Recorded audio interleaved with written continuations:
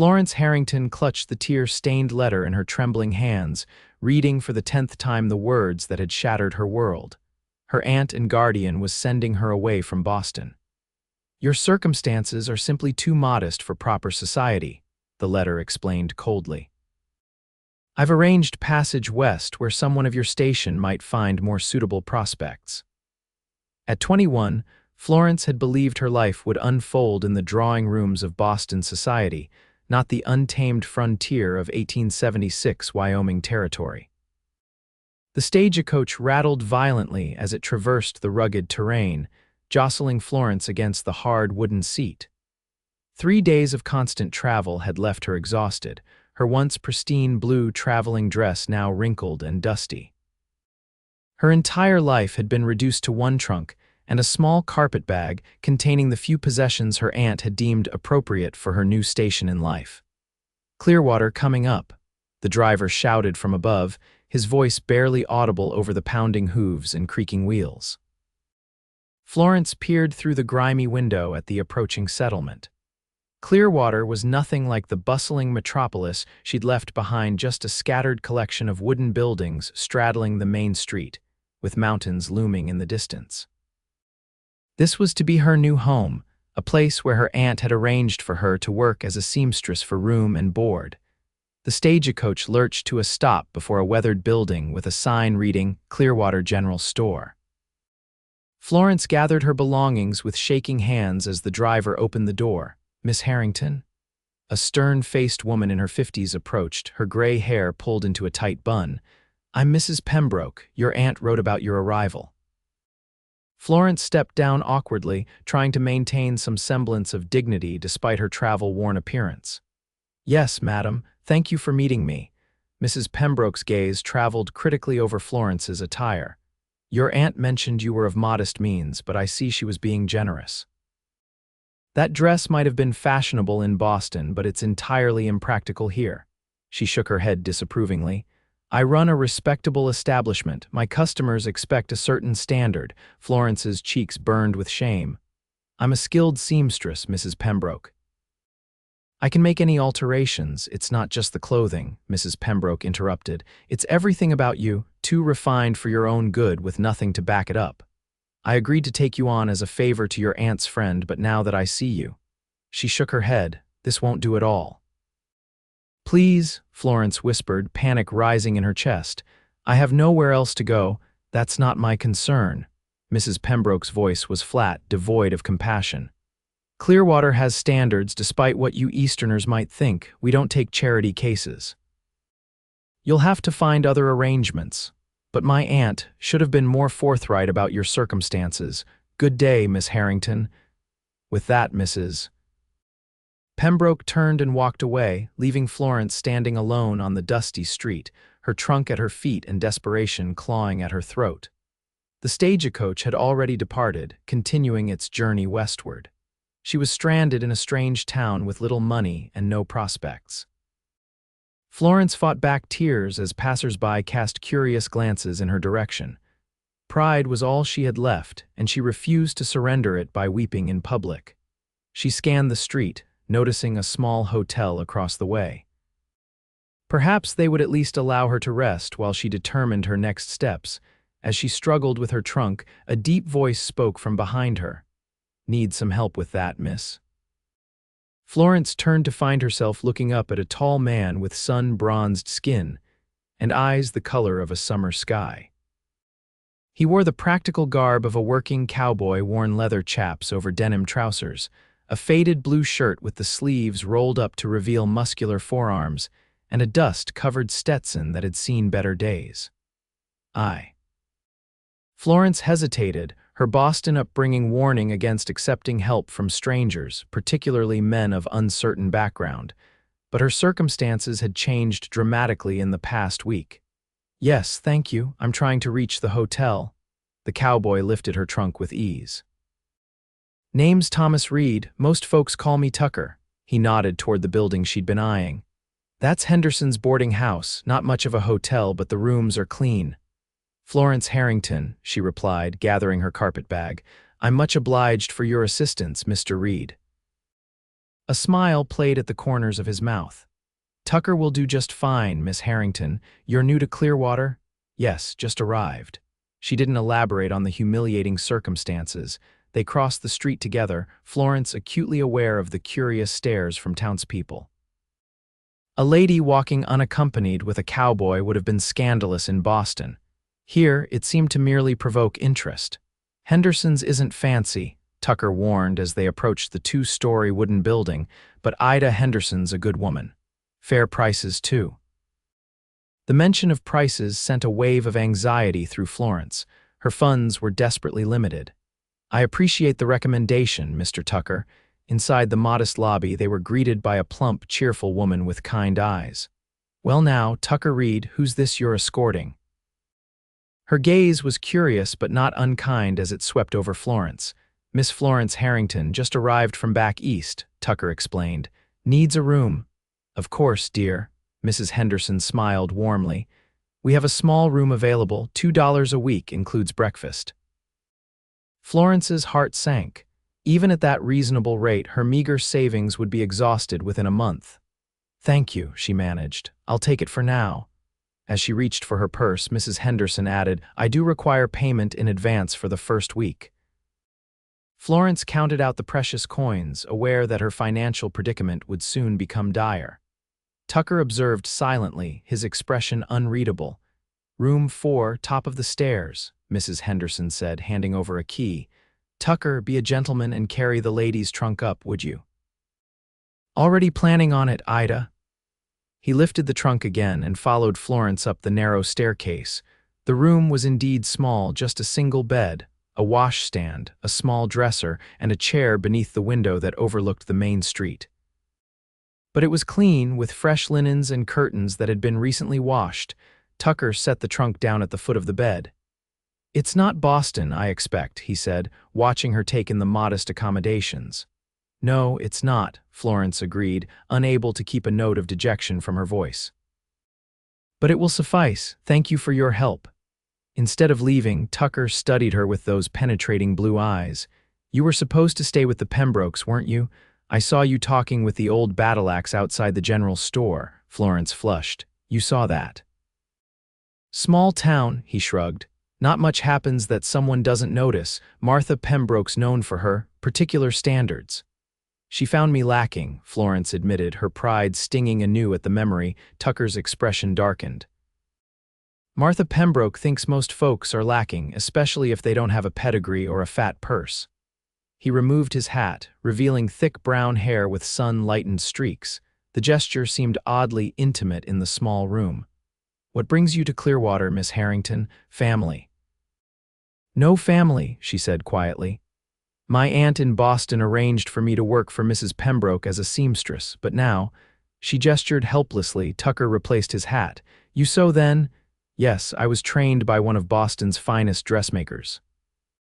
A thoughtful expression crossed his weathered face. "Clearwater's growing. Lots of folks coming in with the railroad expansion. There's call for a good seamstress. Mrs. Pembroke's shop mainly sells ready-made goods from back east." Hope flickered to life within Florence. "Do you think there might be work for me here?" "I reckon so." He moved toward the door. "Rest up. Tomorrow I'll introduce you to some folks who might help get you situated." "Why would you do that?" Florence asked, suspicious of such generosity from a stranger. "You don't know anything about me." Tucker paused at the doorway, his expression serious. "Out here, Miss Harrington, we look after folks who need looking after. City folk don't always understand that. It's how we survive." With a tip of his hat, he added, "Besides, anyone Martha Pembroke turns away is probably worth knowing." After he left, Florence sank onto the bed, her emotions in turmoil. She'd been raised to be suspicious of men who offered assistance too readily, especially those of Tucker Reed's apparent social standing. Yet there had been nothing improper in his manner, just a straightforward offer of help that seemed born of genuine decency rather than ulterior motives. As evening fell, Florence unpacked her few belongings and changed into her nightgown. From her window, she watched the town transform as lanterns were lit, and the saloon across the street came alive with music and laughter. This wild, dusty place was so foreign to everything she'd known, Yet somehow she had to make a life here. Morning came with bright sunlight streaming through the thin curtains.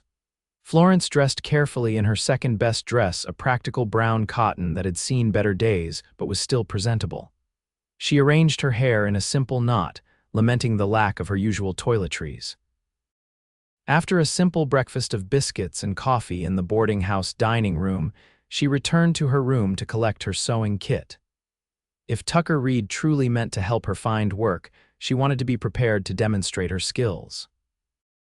A knock at her door precisely at 9 o'clock revealed Tucker, freshly shaven and wearing a clean shirt beneath his well-worn leather vest. His hat was in his hands, a gesture of respect that surprised her. "Good morning, Miss Harrington. Ready to meet some folks?" Florence nodded, clutching her sewing kit. "Yes, thank you." Their first stop was a dressmaker's shop several doors down from the general store. The proprietress, Mrs. Sullivan, was a harried-looking woman in her 40s with spectacles perched on her nose and pins stuck in the collar of her dress. "Tucker Reed, what brings you to my shop?" she asked, looking up from the fabric she was cutting. "Your sister need another dress." "Not today, Emily. This is Miss Florence Harrington, newly arrived from Boston. She's a trained seamstress looking for work." Mrs. Sullivan's gaze sharpened as she assessed Florence. "Boston trained, you say? Let me see your stitching." Florence opened her kit and produced a small sampler she'd completed showing various types of stitches and techniques. Mrs. Sullivan examined it with a professional eye. Fine work." "Very fine indeed." She looked up at Florence. "I could use help, especially with the fancier work. Some of these mining and railroad wives have notions above their stations. Want the latest fashions they see in those Eastern catalogs." Hope surged in Florence's chest. "I'm familiar with all the current styles. I could help with designs as well as construction." "I can't pay much," Mrs. Sullivan warned. 75 cents a day to start. Prove your worth and we'll renegotiate." It wasn't much, but it would cover her room and board with a little left over. "When may I start?" "Tomorrow morning, 7 sharp." Mrs. Sullivan handed back the sampler. "And bring those skilled fingers of yours. We've a wedding dress to finish by Saturday." Outside the shop, Florence couldn't contain her smile. "Thank you, Tucker. This is more than I dared hope for." "Emily Sullivan's fair. She'll pay what you're worth once she sees your work." He gestured down the street. "Come on, one more stop." Their next destination was a small house on the edge of town. A woman around Florence's age opened the door, a baby on her hip and a toddler clinging to her skirts. "Tucker," she exclaimed, clearly pleased to see him. "What brings you by?" "Fiona, this is Miss Florence Harrington. She's new in town, staying at Ida's." "Miss Harrington, this is my sister, Fiona Reed Carson." Florence smiled, immediately warming to Tucker's sister with her friendly demeanor. "It's a pleasure to meet you, Mrs. Carson." "Fiona, please." She shifted the baby to her other hip. "Come in, both of you. I just made coffee." The interior of the house was modest but homey, with handmade quilts and children's toys scattered about. They sat at a scrubbed wooden table while Fiona poured coffee and set out a plate of biscuits. "Tucker says you're from Boston," Fiona said. "That must have been exciting." "It was. Different," Florence replied diplomatically. "Clearwater seems very friendly, though." "Mostly," Fiona agreed, with a knowing look at her brother. "Except for a few folks who think their money makes them better than everyone else." Tucker explained about Mrs. Pembroke's rejection and Florence's new position with Mrs. Sullivan.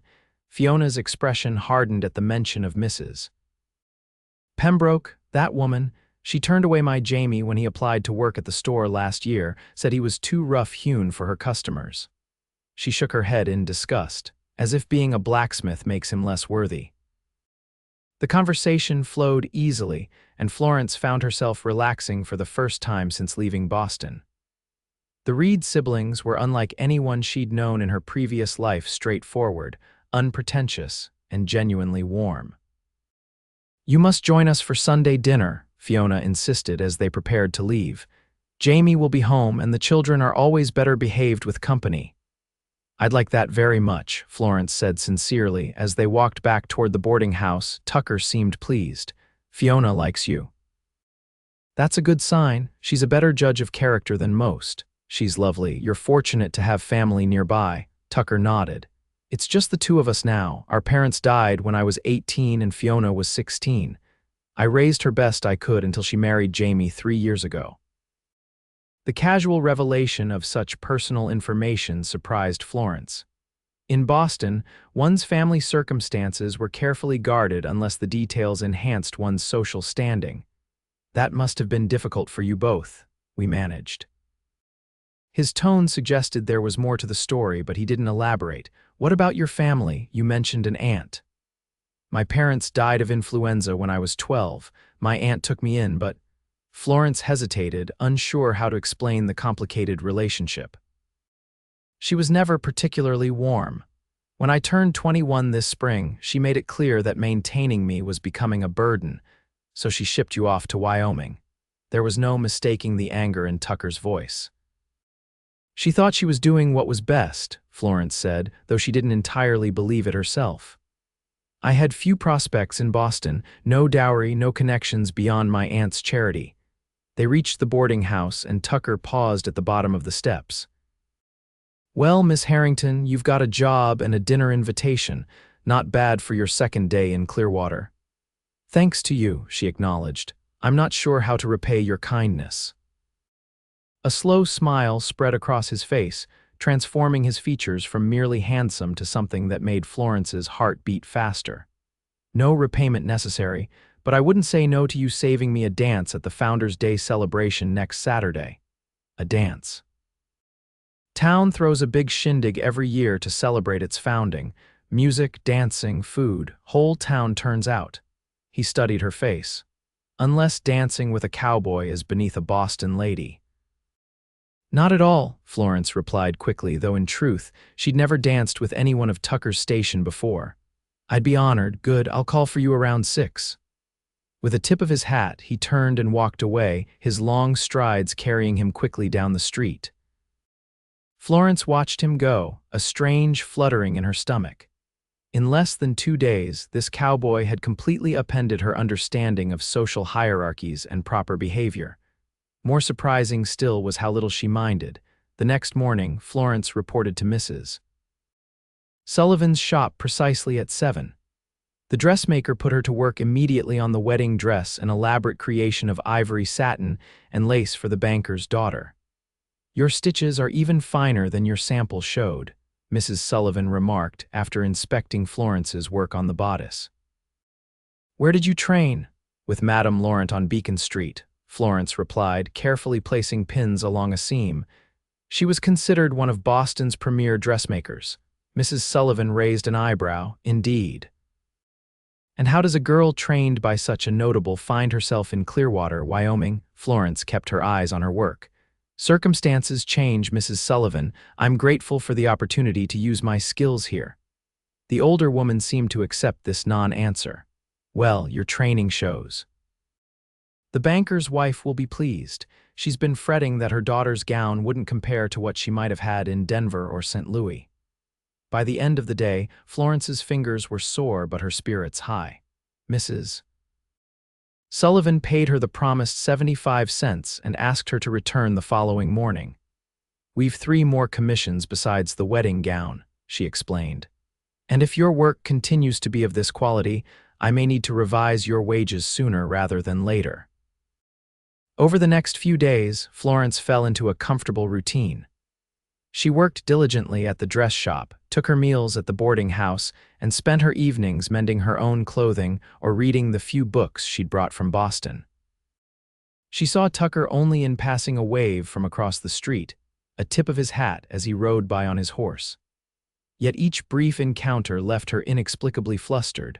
On Sunday, as promised, Tucker arrived at the boarding house to escort her to Fiona's for dinner. He'd clearly made an effort with his appearance. His shirt was crisp, his hair neatly combed, and his boots polished to a shine. You look nice, he commented as they walked. The simple compliment, delivered without flowery embellishment, pleased Florence more than the elaborate flattery she'd occasionally received in Boston drawing rooms. Thank you, so do you. She'd worn her best remaining dress, a dark blue cotton with white piping that she'd altered to better fit current fashions. How's the work with Emily Sullivan? He asked. Wonderful. She's already increased my wages to $1 a day. The wedding dress was a success, and we've had 3 new commissions this week alone. Tucker nodded, looking pleased. Told you folks here would appreciate your skills. Emily's talented with everyday wear, but she never had training for the fancier stuff. Dinner at the Carson home was unlike any social gathering Florence had experienced. Jamie Carson, a burly man with a booming laugh and gentle hands, welcomed her warmly. The children, 3-year-old Michael and 9-month-old Alina, were indeed on their best behavior, though little Michael peppered Florence with questions about the big city. The meal was simple but delicious: roast chicken, potatoes, fresh bread, and a berry pie that Fiona had made that morning. The conversation flowed easily, covering town gossip, the progress of the railroad, and Jamie's blacksmith business. "Tucker tells me you've been helping out at the bar R," Jamie said as they enjoyed their pie. Tucker shot his brother-in-law a warning look that Florence didn't understand. "Just lending a hand with some fence repairs." "The bar R?" Florence asked. "Tucker's ranch," Fiona explained. 5 miles outside town. Surely he's mentioned it." Florence looked at Tucker in surprise. "No, he didn't mention owning a ranch." Tucker shrugged, appearing uncomfortable. "It's a small operation, nothing fancy. Only one of the most successful cattle operations in the county," Jamie added with a grin. "Tucker's too modest for his own good." "Jamie," Fiona warned, seeing her brother's discomfort. Florence studied Tucker with new eyes. She'd assumed he was a hired hand on someone else's ranch. The knowledge that he was a property owner, and apparently a successful one, shifted her understanding of him yet again. As they walked back to town in the golden light of late afternoon, Florence couldn't help but question him. "Why didn't you tell me about your ranch?" Tucker kept his eyes on the path. "Didn't seem important." "Not important. You own land, cattle." She shook her head in bewilderment. "I assumed you worked for someone else." "Does it matter?" His voice had an edge she hadn't heard before. "No, of course not. I just—" Florence struggled to articulate her confusion. In Boston, a man's property and position are the first things one learns about him. Tucker stopped walking and turned to face her. "Is that why you've been friendly? Because I helped you find work?" "Would you have given me the time of day if you'd known I had some money to my name?" The accusation stung. "That's unfair. I've been friendly because you've been kind and generous with your time. And if I'd been just a hired hand, would you still have agreed to dance with me at the Founders' Day celebration?" "Yes," Florence insisted, though she couldn't be entirely sure it was true. Her upbringing had instilled certain prejudices that were difficult to overcome, even when she intellectually rejected them. Tucker must have seen the doubt in her eyes. His expression hardened. "You know, Miss Harrington, I figured you were different from the other Eastern ladies who have come through here, looking down their noses at folks who work with their hands." He shook his head. "Guess I was wrong." "That's not fair," Florence protested. "I've never looked down on you or anyone else here." "Maybe not out loud." He started walking again, his strides longer and faster than before. "But you can't help how you were raised, can you? Some things are just too ingrained." They walked the rest of the way in uncomfortable silence, the easy camaraderie of earlier shattered. At the boarding house steps, Florence turned to him. "I apologize if I offended you, Tucker. It wasn't my intention." His expression softened slightly. "I know, and I shouldn't have snapped at you." He sighed, pushing back his hat. "Truth is, I don't talk about the ranch much because folks treat me differently when they know. Some see dollar signs, others see someone putting on airs. I prefer being judged for who I am, not what I own." Florence felt a pang of shame. Hadn't she just mentally reevaluated him based on his property? "I understand, and for what it's worth, I would have agreed to dance with you regardless of your financial situation." A hint of a smile touched his lips. "I'd like to believe that's true." He tipped his hat. "Good night, Miss Harrington." "Good night, Tucker." As she prepared for bed that night, Florence reflected on their conversation. She'd come to Wyoming with certain preconceptions about the people she'd encounter: rough, uneducated, lacking in refinement. Yet Tucker Reed defied categorization. He was educated enough to speak well, successful enough to own property, and refined enough to be comfortable in polite company. But he chose to present himself simply as a working cowboy, The following Saturday arrived with perfect weather for the Founders' Day celebration. Mrs. Sullivan had closed the shop early to allow everyone time to prepare. Florence had spent her spare moments that week altering one of her Boston dresses a pale green muslin with delicate embroidery to better suit current fashions. The result was flattering, emphasizing her slender waist and bringing out the amber flecks in her hazel eyes. She was just pinning her hair when a knock came at her door. Opening it revealed Tucker, looking more handsome than ever in a dark suit, white shirt, and string tie. His hair was neatly combed, and he'd clearly visited the barber that day. "Miss Harrington," he said, his eyes widening appreciatively as he took in her appearance. "You look beautiful." "Thank you." She felt a blush creep into her cheeks. "You look very handsome yourself." He offered his arm, and they joined the stream of townspeople heading toward the town square, which had been transformed for the occasion. Lanterns hung from ropes strung between buildings, casting a warm glow as twilight descended. Tables laden with food lined one side of the square, while a platform had been erected for the musicians, a fiddle player, guitarist, and banjo picker, who were already tuning their instruments. Fiona and Jamie waved them over to where they stood with the children, who were dressed in their Sunday best. Little Michael was eyeing a table of desserts with transparent longing. "Florence, you look lovely," Fiona exclaimed. "That color suits you perfectly. Thank you, you're very kind." Florence had grown fond of Tucker's sister in the short time she'd known her. Fiona possessed a warmth and genuineness that made friendship easy. The celebration began with a speech from the mayor, detailing Clearwater's founding 20 years earlier and its growth into a thriving community. Then the music started, and couples moved to the center of the square to dance. Tucker turned to Florence with a questioning look. "Shall we?" She placed her hand in his, trying to ignore the flutter in her stomach as his fingers closed around hers. He led her to the dancing area and took her in his arms for a lively reel. Florence had learned country dances in Boston, but there was a freedom to the way people moved here less constrained by rigid propriety. Tucker proved to be an excellent dancer, guiding her confidently through the steps. When the music slowed for a waltz, he drew her closer, one hand at her waist, the other holding hers. "You dance well for a cowboy," she teased, relaxing into the rhythm. "My mother insisted we learn, said a man who can dance will never lack for female company." His blue eyes twinkled with amusement. "Wise woman," Florence replied, suddenly very aware of his hand at her waist and the scant space between them. They danced several more numbers before taking a break for refreshments. Tucker fetched them each a cup of punch and led her to a quieter spot at the edge of the celebration. "Having a good time?" he asked. "Wonderful." And it was true.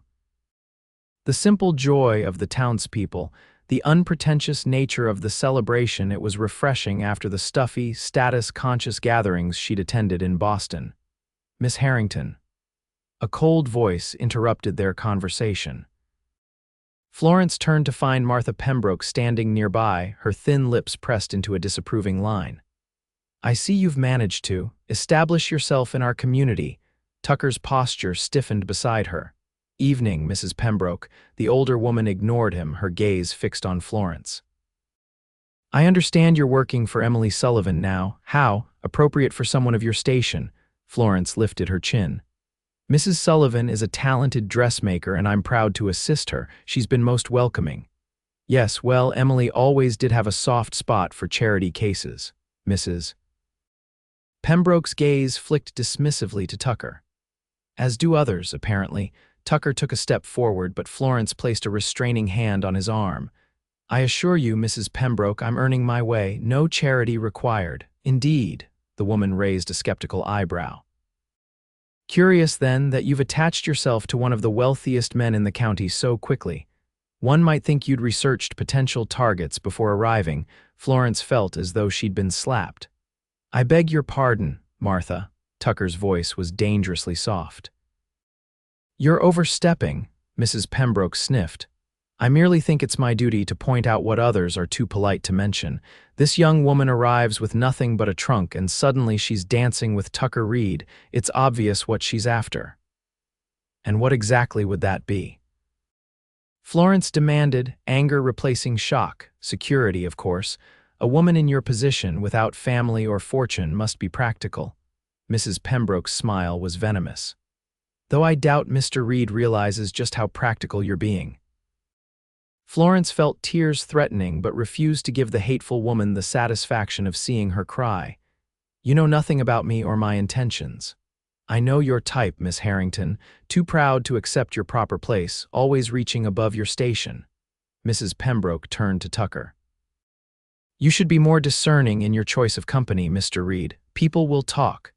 Before either of them could respond, Mrs. Pembroke walked away, leaving a painful silence in her wake. Florence, Tucker began, nobody with any sense listens to that woman, but the damage was done.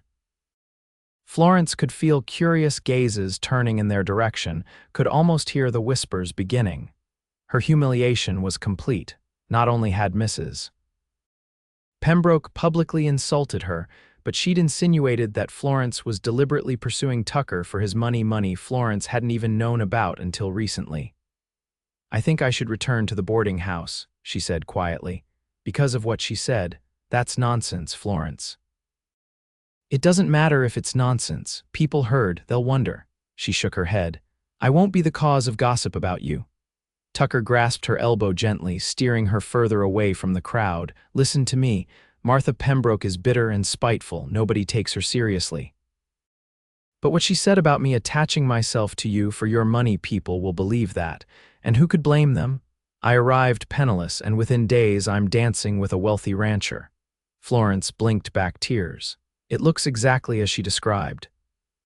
Except for one thing, Tucker said firmly. You didn't know I had money, I made sure of that. But others don't know that. Florence pulled away from his touch. Please, I'd like to go back now. Tucker studied her face for a long moment, then nodded reluctantly. All right, I'll walk you back. They made their excuses to Fiona and Jamie, who looked concerned but didn't press for details. The walk back to the boarding house was silent, the festive sounds of the celebration fading behind them. At the bottom of the boarding house steps, Florence turned to Tucker. Thank you for a lovely evening, despite how it ended, Florence. Tucker removed his hat, turning it in his hands, a gesture she now recognized as a sign of discomfort. Don't let Martha Pembroke ruin things. She's not worth it. It's not just her, Florence admitted. It's everything. I came here with nothing, Tucker. I have no family, no money, no connections. All I have is my reputation, and I can't afford to have that questioned. No one who matters will question it. He reached for her hand, but she stepped back. Everyone will question it now. That's how gossip works. She shook her head sadly. I think it would be best if we limited our association for a while, just until I'm more established here. Tucker's expression hardened. So you're going to let that woman dictate who you can be friends with? I'm being practical. The words tasted bitter in her mouth. Isn't that what you admire about Westerners, their practicality? Not when it means turning your back on friends. He jammed his hat back on his head. Good night, Miss Harrington. Florence watched him stride away, his back stiff with anger. She'd hurt him, and that knowledge brought an unexpected ache to her chest. But what choice did she have? If she continued to be seen with Tucker, especially alone, the gossip would only grow. She couldn't afford to be labeled a fortune hunter, not when her livelihood depended on the good opinion of the townspeople. The following weeks were difficult. Florence threw herself into her work at the dress shop, earning Mrs. Sullivan's increasing respect and a steady clientele of her own. But she avoided any situation where she might encounter Tucker, even declining another Sunday dinner invitation from Fiona. Tucker himself seemed to be keeping his distance as well. Florence caught occasional glimpses of him in town, but he never approached her or visited the dress shop. The distance between them grew, becoming a painful void she didn't know how to bridge. One Wednesday afternoon in late August, nearly a month after the Founders' Day celebration, the bell above the shop door jingled. Florence looked up from the fabric she was cutting to see Fiona entering, baby Alina on her hip. Fiona, how lovely to see you. Florence set aside her shears and came around the counter to greet her friend. I was beginning to think you were avoiding me, Fiona said, her tone light but her eyes serious. Florence flushed. I've been very busy with work. Mrs. Sullivan has more commissions than we can handle. Hum. Fiona bounced Alina gently as the baby fussed. And I suppose that's why you haven't had time to attend church or join us for dinner again. Fiona, it's Tucker, isn't it? Fiona's directness was both refreshing and discomfiting. Something happened between you two at the celebration, Florence sighed, glancing around to ensure Mrs. Sullivan wasn't within earshot. It's complicated. It usually is with my brother. Fiona shifted Alina to her other hip. He's been like a bear with a sore paw for weeks, won't talk about it, but I know it has to do with you. Guilt washed over Florence. I didn't mean to hurt him. I just thought it would be best if we weren't seen together too often. Understanding dawned in Fiona's eyes. Martha Pembroke, I heard she cornered you at the celebration. She said some things, implied I was pursuing Tucker for his money. Florence's cheeks burned at the memory. I didn't want him to be the subject of such gossip because of me. Oh, Florence, Fiona shook her head. Tucker doesn't give two figs about gossip, never has, but he does care about loyalty and honesty. By pushing him away, you probably hurt him far more than any gossip could. I was trying to protect him, Florence protested weakly. Tucker Reed doesn't need protecting, least of all from wagging tongues. Fiona's expression softened, but he does need friends who stand by him, regardless of what others might say. Florence absorbed this in silence, a knot forming in her stomach as she realized her mistake. She'd been so concerned with appearances, a habit ingrained from her Boston upbringing, that she'd failed to consider Tucker's feelings. He probably hates me now, she said quietly. Tucker doesn't hate easily. Fiona adjusted her sleeping baby. But he's proud, like someone else I know. He won't make the first move to mend things. Before Florence could respond, Mrs. Sullivan emerged from the back room. Fiona Carson, what brings you to my shop today? Not another dress for this little angel, I hope. She's growing so fast, she'd outgrow it before I finish the hem.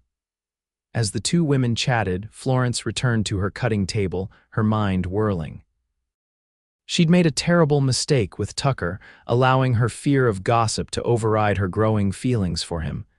But how could she make it right? The opportunity came sooner than expected. 2 days later, as Florence was closing the shop, she heard the unmistakable sound of horses galloping down the main street.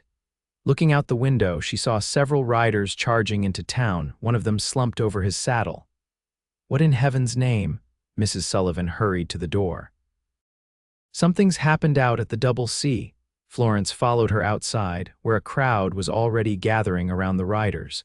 The injured man was being carefully lifted from his horse. Even from a distance, Florence could see blood staining his shirt. It's Sam Cooper, someone in the crowd murmured. Looks bad. What happened? Another voice called out. One of the riders, a young man with a grim expression, explained, rustlers hit the south pasture. Sam tried to stop them and took a bullet for his trouble. Doc Powell's not in town, went out to the Watson place for a birthing. Anyone know when he'll be back? Murmurs rippled through the crowd. The doctor could be gone for hours yet. Get him to the doc's office anyway, someone suggested. At least there's supplies there. As the men carried the wounded rancher toward the doctor's building, Florence noticed Tucker among them, his face streaked with dust and worry. Without thinking, she followed the procession. The doctor's office was unlocked, a common practice in small towns where medical emergencies could arise at any hour. The men laid Sam Cooper on the examination table, his face gray with pain and blood loss. Somebody needs to clean and bandage that wound till Doc gets back, one of the men said. I can do it, Florence stepped forward. My aunt trained as a nurse during the war. She taught me the basics. Tucker's head snapped up, his eyes finding hers with surprise. For a moment, neither spoke. We need clean water and bandages, Florence said, breaking the silence and moving toward the cabinets where supplies were stored. And whiskey if you have it for disinfection. Tucker nodded to one of the men who hurried out, presumably to fetch whiskey. What else? Help me remove his shirt. Carefully, together, they eased the blood-soaked garment away from the wound, a ugly gash where a bullet had torn through the flesh of Sam Cooper's shoulder. Florence examined it with forced clinical detachment. The bullet went through clean. That's fortunate. She accepted a basin of water from one of the men and began gently cleaning the wound. It needs stitching, but stopping the bleeding is more important now. Tucker watched her work with undisguised admiration. You seem to know what you're doing, as I said my aunt taught me. Florence applied pressure to the wound with a clean cloth. During the war, every woman in our circle learned basic nursing. One never knew when such skills might be needed. The wounded man groaned, his eyes fluttering open. Am I dying? He rasped. Not today, mister. Cooper, Florence assured him, continuing her ministrations. The bullet passed through without hitting anything vital. You'll have a scar to impress the ladies, but that's all. A weak smile touched the man's lips before pain overtook him again. Florence worked steadily, cleaning the wound thoroughly before applying a thick pad of bandages and binding them tightly in place. That should hold until the doctor returns, she said, washing blood from her hands in a fresh basin. But he'll need watching. Fever is the real danger now. I'll stay with him, one of the other ranchers volunteered. You all go on. No sense everyone waiting around. As the others filed out, Tucker lingered. That was impressive, he said quietly. Florence shrugged, suddenly self-conscious. It was necessary, that's all. Still. He studied her with those penetrating blue eyes. Thank you. They stepped outside together, the late afternoon sun casting long shadows across the street. An awkward silence fell between them. Tucker, Florence, they both spoke at once, then stopped. Tucker gestured for her to continue. I owe you an apology, Florence said. I was wrong to push you away because of idle gossip. It was cowardly and unfair to you. Tucker's expression remained guarded. Why the change of heart? Your sister helped me see my mistake. Florence twisted her hands together nervously. I was so concerned with what others might think that I forgot what truly matters, the good opinion of those who truly know me. A hint of softening appeared in his eyes. And what does matter to you, Florence? Honesty, kindness, loyalty. She met his gaze directly. The very qualities you've shown since the day we met. I was a fool to throw away your friendship because of someone like Martha Pembroke. Tucker took a step closer. Just my friendship. Florence's heart quickened at his proximity. I'd hoped, perhaps. Words failed her, a most unusual occurrence. A slow smile spread across Tucker's face. Perhaps we could start over. No assumptions, no gossip, just two people getting to know each other properly. I'd like that very much. He offered his arm. May I walk you back to the boarding house, Miss Harrington? You may indeed, Mr. Reed. She placed her hand on his arm, feeling as though a great weight had been lifted from her shoulders. As they walked, Tucker told her about the rustlers who had targeted several ranches in the area. They're getting bolder. This is the third raid this month. Will there be a posse? Florence asked, concerned. Sheriff's organizing one now. I'll be riding out with them at first light. He glanced down at her. Try not to worry. We know these hills better than any gang of thieves. At the boarding house steps, Tucker hesitated. Once this rustler business is settled, would you consider visiting the bar R? I'd like to show you my home. The invitation touched Florence deeply. I'd be honored. Sunday then, I'll come for you after church. Sunday would be perfect. He tipped his hat and turned to go, then paused.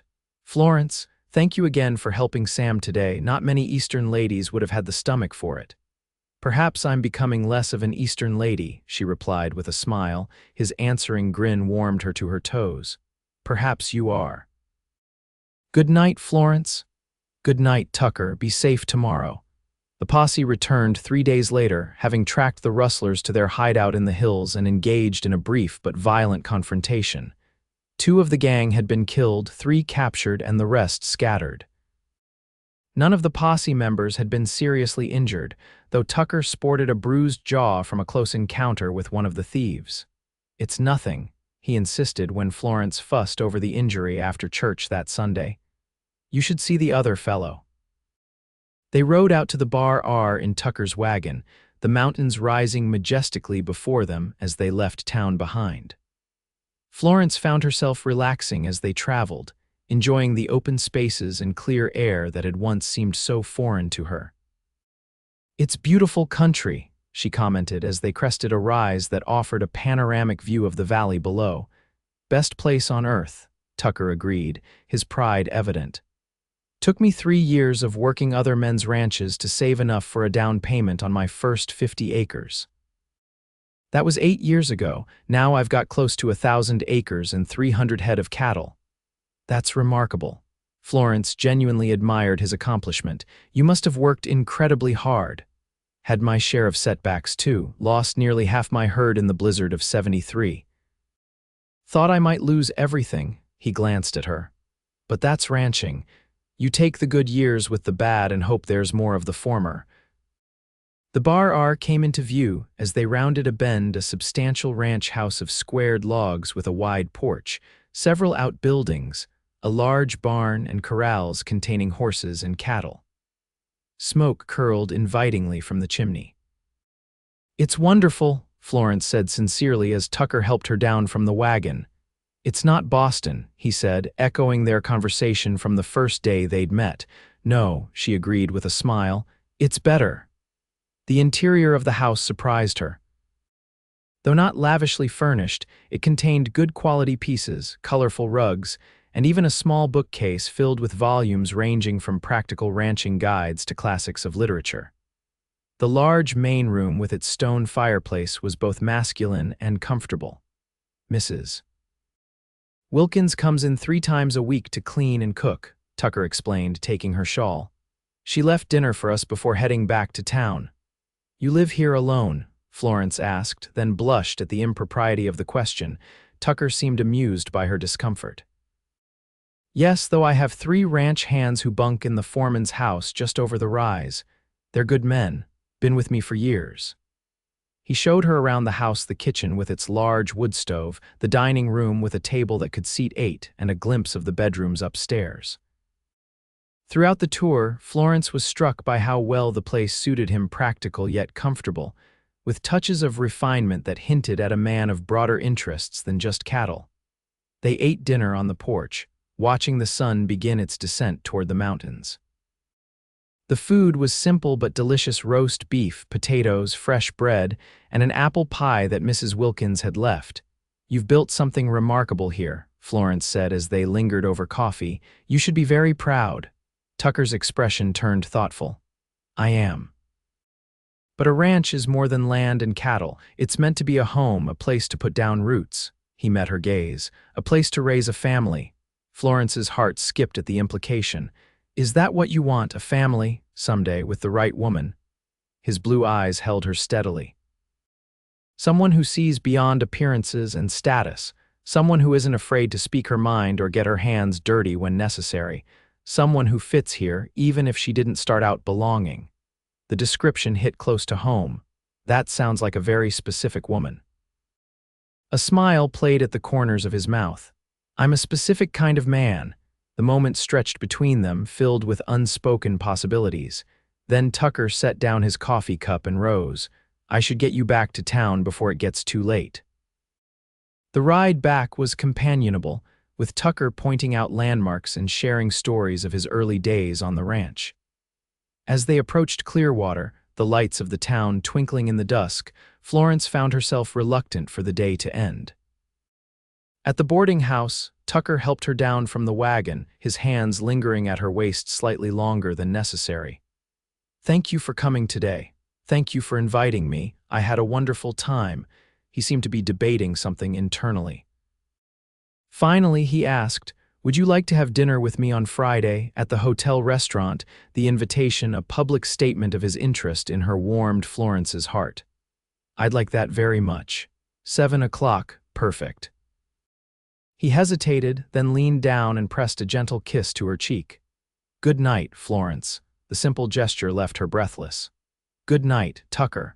Friday evening found Florence preparing for dinner with more care than she'd devoted to any social engagement in Boston. She wore her best remaining dress, the pale green muslin from the Founders' Day celebration, and arranged her hair in a style that flattered her heart-shaped face. Mrs. Henderson nodded approvingly as Florence descended the stairs. "You look lovely, dear. Tucker's a fortunate man." "We're just having dinner, Mrs. Henderson," Florence demurred, though her flushed cheeks betrayed her excitement. "Of course you are," the older woman agreed with a knowing smile. "And half the town will be watching and wondering when the wedding will be." "Mrs. Henderson," Florence protested. "Don't look so shocked, child. Tucker Reed has been the most eligible bachelor in Clearwater for years. The fact that he's squiring you about town has set tongues wagging from here to the county line. Before Florence could respond, a knock at the door announced Tucker's arrival. He looked devastatingly handsome in a dark suit similar to the one he'd worn to the Founders' Day celebration, his hat in his hands and his hair neatly combed. "You look beautiful," he said simply. "Thank you, you're very handsome yourself." Mrs. Henderson beamed at them both. "You two enjoy yourselves now, don't hurry back on my account." The hotel restaurant was the finest establishment in Clearwater, which meant checkered tablecloths, decent china, and a menu that extended beyond the usual fare of steak and potatoes. As Mrs. Henderson had predicted, their entrance caused a stir among the other diners, with heads turning and whispers following in their wake. "Ignore them," Tucker advised as they were seated at a table near the window. "They'll find something else to gossip about soon enough." "I'm getting better at it," Florence assured him, "though I admit it's strange to be the center of attention." "Weren't you the center of attention in Boston society?" he asked curiously. Florence laughed. "Hardly. I was barely tolerated in most circles.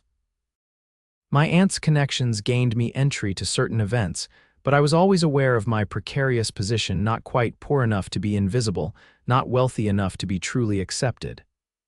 "Their loss," Tucker said firmly, "though I can't say I'm sorry you ended up here." Their dinner was excellent roast duck with cherry sauce, fresh vegetables, and a chocolate cake that the proprietor's wife had made specially. Throughout the meal, their conversation flowed easily, covering everything from books they'd enjoyed to their hopes for the future. "I'd like to expand the dress shop eventually," Florence confided as they lingered over coffee. "Mrs. Sullivan has mentioned possibly making me a partner if business continues to grow. We could offer ready-made garments as well as custom work." "You'd be good at that," Tucker encouraged. "You've got an eye for what suits people. What about you? Do you have plans for the bar?" Tucker nodded, his expression thoughtful. "I've been considering breeding horses as well as cattle. There's good money in it, especially with the Army always looking for quality mounts." As they discussed his plans, Florence marveled at how far she'd come from the frightened young woman who'd arrived in Clearwater just months earlier. She'd found not only employment but respect for her skills, friendship, and possibly something deeper with the man sitting across from her. After dinner, they strolled through town, the autumn evening crisp but not uncomfortable. At the boarding house steps, Tucker took both her hands in his. "I have to ride to Cheyenne tomorrow on business," he said. "I'll be gone about a week." "A week?" Florence couldn't hide her disappointment. "I'm looking at some breeding stock for the ranch." He squeezed her hands gently. "But I was hoping, when I return, might I call on you properly? With your permission to court you." The formal request, so unexpected yet so welcome, brought a lump to Florence's throat. "Yes," she whispered. "I'd like that very much." Relief and joy transformed his features. Slowly, giving her every opportunity to pull away, Tucker leaned down and pressed his lips to hers in a kiss that was both gentle and filled with promise. Florence responded shyly at first, then with growing confidence as her arms slipped around his neck. When they finally parted, both were breathing faster than normal. Tucker rested his forehead against hers. "I've been wanting to do that since the day you arrived in Clearwater. Even when I was dusty and disheveled from the stagecoach," she teased, "especially then. You looked like a princess who'd fallen into a mud puddle, indignant but still regal." He brushed a strand of hair from her face. "I knew you were special, different from anyone I'd ever met." "I thought the same about you," she admitted, "though I never imagined we'd end up here. I'm glad we did." He kissed her once more, briefly but tenderly. "I should go, early start tomorrow." "Be safe," she urged, reluctant to release him. "Always am." With a final squeeze of her hands, he stepped back. "1 week, then we have a lot to talk about." True to his word, Tucker returned from Cheyenne exactly 1 week later. Florence was in the dress shop when he appeared in the doorway, his tall frame filling the space. "Tucker." She set aside the fabric she'd been cutting and hurried to greet him. "You're back." His smile was warm as he removed his hat. "Told you 1 week." He glanced around the shop, which was empty of customers. "Do you have time for a walk? There's something I'd like to show you, Mrs. Sullivan, who had been pretending not to eavesdrop from the back room, emerged with a knowing smile. "Go on, Florence. It's nearly closing time anyway." Outside, Tucker offered his arm. "I brought something back from Cheyenne for you." "You didn't need to bring me a gift," Florence protested, though she was secretly pleased. "It's not exactly a gift, more of a possibility." His cryptic response intrigued her. They walked toward the edge of town where Tucker had left his wagon. As they approached, Florence noticed a large item in the back, covered with a tarp. "What is it?" she asked curiously. Tucker helped her up to the wagon bed and removed the tarp to reveal a beautiful treadle sewing machine, a Singer model she recognized as one of the finest available. "Tucker." She gasped, running her fingers over the polished wood cabinet. "This is extraordinary." "I thought it might be useful," he said, watching her reaction closely. "For your business." Florence looked up at him in confusion. "My business, but I work for Mrs. Sullivan. For now." Tucker took her hands in his. "Florence, I've been thinking a lot during my trip to Cheyenne, about the future, about what I want." Her heart began to race. "And what do you want, you?" The simple declaration took her breath away. "I want to court you properly, with the intention of making you my wife if you'll have me." Tucker. Words failed her as emotion welled up in her throat. "I know it soon," he continued hurriedly. "I'm not asking for an immediate answer, but I want you to know my intentions are serious." He gestured to the sewing machine. "This is part of that. I want to support your dreams, not replace them with mine." Florence found her voice at last. "Are you suggesting I start my own dress shop, if that's what you want, or partner with Mrs. Sullivan, as you mentioned?" "Either way, I want you to have the tools you need to succeed." His expression grew more serious. "I don't want a wife who feels dependent or beholden. I want a partner who stands beside me, not behind me." Tears of happiness blurred Florence's vision. No man had ever spoken to her this way, as an equal, with dreams and ambitions of her own that mattered as much as his. "I don't need time to consider," she said softly. "My answer is yes. Yes to your courtship, with the understanding that I hope it leads to marriage." The joy that spread across Tucker's face was a sight she knew she would remember forever. He pulled her into his arms, lifting her off her feet in his enthusiasm, and kissed her with a passion that left her dizzy. "You've made me the happiest man in Wyoming Territory," he declared when they finally separated, "and you've made me the happiest woman." She touched his face gently. "When I was sent away from Boston for being too poor, I thought my life was ending. I never imagined it was just beginning." Tucker smiled, his blue eyes shining with love. "You're rich enough for me, Florence Harrington, always have been." Over the next 3 months, Tucker courted Florence with a devotion that charmed not only her but the entire town of Clearwater. They attended church together each Sunday, followed by dinner at the Bar R or with Fiona and Jamie. Tucker escorted her to social events, proudly introducing her as the woman who's agreed to consider becoming Mrs. Reed. Florence, meanwhile, approached her future with characteristic determination. With Mrs. Sullivan's blessing and Tucker's encouragement, she began making plans to become a partner in the dress shop. The sewing machine Tucker had given her allowed her to work more efficiently, producing finer garments in less time. Even Martha Pembroke was forced to acknowledge Florence's success when several of her most loyal customers began requesting Florence's services specifically. The ultimate victory came when the banker's wife commissioned Florence to make her Christmas gown, passing over Mrs. Pembroke's offerings entirely. As Christmas approached, Tucker invited Florence to spend the holiday at the Bar R along with Fiona, Jamie, and their children. "Mrs. Wilkins will prepare the feast, but I thought you might like to help decorate," he suggested. "The house could use a woman's touch." The day before Christmas Eve, Tucker arrived at the boarding house with his wagon to collect Florence. Snow had fallen overnight, transforming Clearwater into a winter wonderland and making the journey to the ranch particularly beautiful. "I have something to show you before we go to the house," Tucker said as they approached the Bar R property.